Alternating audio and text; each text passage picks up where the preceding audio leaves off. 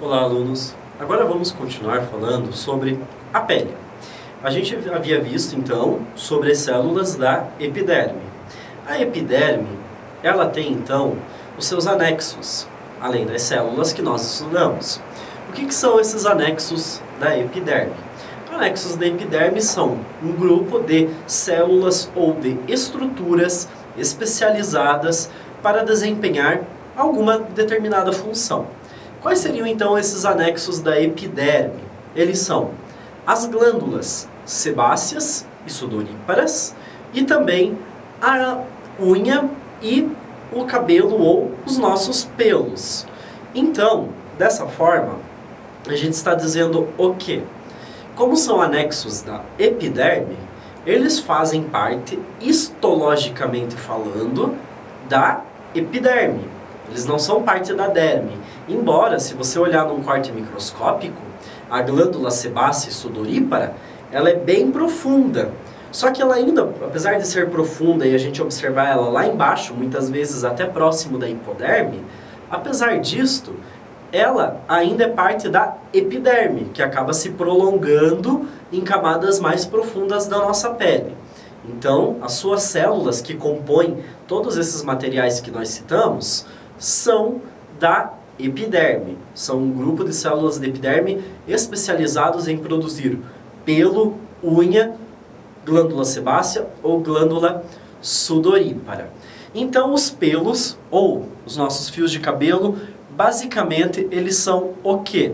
São estruturas altamente queratinizadas, com um tipo de queratina de uma estrutura química um pouquinho diferente da queratina que nós temos na epiderme, e elas crescem nesse formato cilíndrico, justamente para desempenhar as suas funções, que são diversas. São como, por exemplo, proteção contra o frio ou excesso de calor, porque ele serve como uma estufa para a nossa pele, para fazer também proteção de barreira, né, fazendo como uma barreira contra a invasão de micro-organismos ou de outros organismos, ok? E aí nós temos as unhas. O que são as unhas? As unhas, elas são feitas também de queratina, assim como o nosso extrato córneo, assim também como o nosso pelo. Porém, é feito de uma queratina muito mais densa, por isso que as unhas, elas têm esse aspecto muito mais duro, muito mais rígido. E as unhas, elas servem para quê?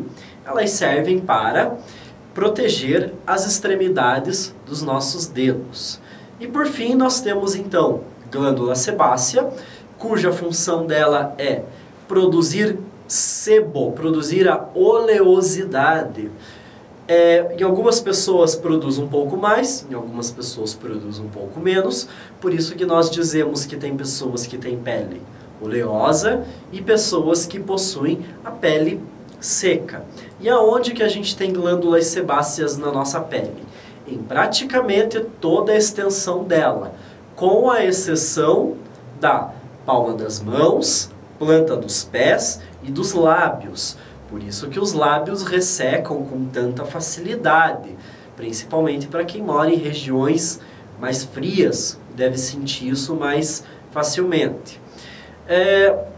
E ela elimina então essa oleosidade através do folículo piloso. E a oleosidade, ela tem importância para a nossa pele, porque ela serve como proteção, serve para manter o equilíbrio químico, do pH, junto com a glândula sudorípara. A glândula sudorípara, ela é uma glândula especializada na liberação do suor, cuja função é fazer uma regulação da nossa temperatura, evitando que o nosso corpo se aqueça mais do que o necessário, mais do que uma condição normal possa aguentar, para manter a nossa temperatura corporal ali em torno dos 36 até 37 graus.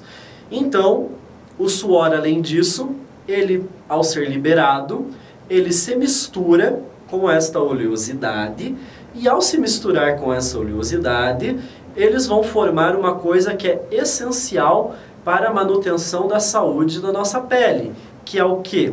É o chamado filme hidrolipídico. Filme hidrolipídico, então, é essa mistura do sebo produzido pela glândula sebácea com o suor.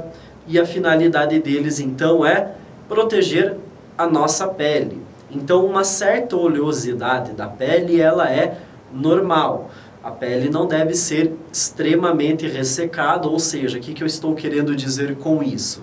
Eu quero dizer que nós não devemos ser tão agressivos na limpeza de pele. Nós não podemos tirar toda a oleosidade da pele sem fazer a reposição. Quando você está fazendo um tratamento de limpeza de pele, naquele momento você vai tirar praticamente toda a oleosidade da pele. Por isso é importante a etapa final da limpeza de pele, que é a emoliência. É você passar um creme no rosto, que é para você devolver essa oleosidade. Porque sem essa oleosidade nós temos um desequilíbrio químico e físico da nossa pele. A pele fica mais suscetível à agressão de agentes externos, como radicais livres, poluição, até mesmo a radiação solar, infecções e assim por diante. Por isso, um pouquinho de oleosidade é benéfico para a nossa pele. Então aqui nós terminamos essa parte de epiderme e agora vamos falar da camada que está mais abaixo da epiderme, que é a derme. E lá na derme nós temos componentes que são muito importantes, sobretudo na área de estética. Então, de acordo com o sistema tegumentar, que é o sistema que estuda as camadas da pele que reveste o nosso corpo, a gente diz que a derme ela é uma camada intermediária, porque ela está entre a epiderme, que é superficial e mais externa, e ela está acima da hipoderme, que é aquela camada de tecido adiposo logo abaixo da nossa pele. A derme ela ocupa mais ou menos 90% da espessura do tecido ou do sistema tegumentar. Então ela ocupa uma área bastante grande, né? Relativamente grande. Diferente da epiderme, a derme ela é uma área altamente vascularizada. O que isso quer dizer? Isso quer dizer que a pele, a derme, ela tem circulação sanguínea. É uma circulação aonde a gente tem capilares. Capilares são o quê? São vênulas ou arteríolas, que são veias ou artérias de calibre muito pequeno, onde passa mais ou menos apenas um eritrócito por vez. Então, apesar dela ser altamente vascularizada, você tem pouco volume sanguíneo passando naquela região. Isso explica também porque que cortes superficiais sangram pouco, porque justamente passa pouco sangue, o tamanho do capilar ali é muito pequeno, então não vai extravasar muito sangue. E ao você cortar, a área cortada é tão pequena que a coagulação normal consegue impedir um sangramento maior. Além disso, na derme nós temos também os vasos linfáticos, que são os vasos que transportam a linfa, e as terminações nervosas responsáveis pela sensação de dor, pela sensação de calor, assim como nós temos na epiderme, ou seja, responsáveis pelas sensações do tato, que é um órgão do sentido. Então a derme nós dizemos que ela é o quê? Ela é um tecido conjuntivo.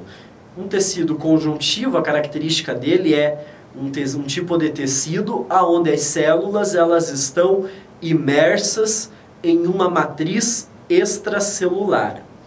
Então agora nós vamos fazer uma pequena pausa e em seguida nós continuaremos, daremos sequência ao estudo da derme, visualizando então as células que estão presentes nessa região e ao que compõe a matriz extracelular.